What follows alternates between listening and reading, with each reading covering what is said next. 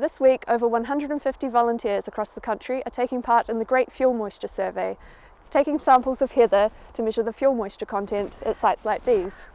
So why are they doing this? Well, the threat posed to us from wildfire here in the UK is increasing.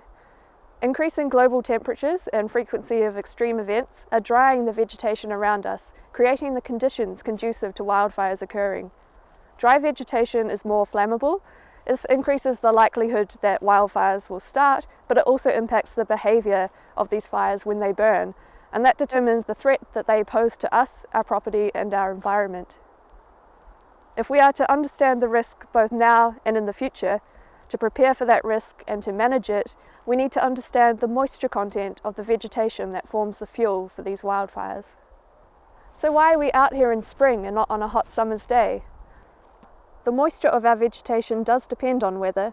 We saw that last year as temperatures exceeded 40 degrees Celsius, with devastating fires in London and across the southeast of England. But these fires were not everywhere.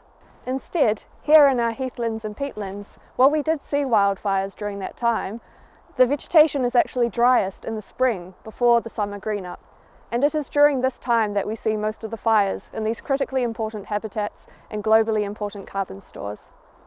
So it's not just our weather, but it's our plants, our landscapes and soils that are factors that determine the moisture content of our fuels. We need to understand these factors to provide the science behind developing a UK-wide fire danger rating system, building on the wildfire expertise and knowledge from right across the globe.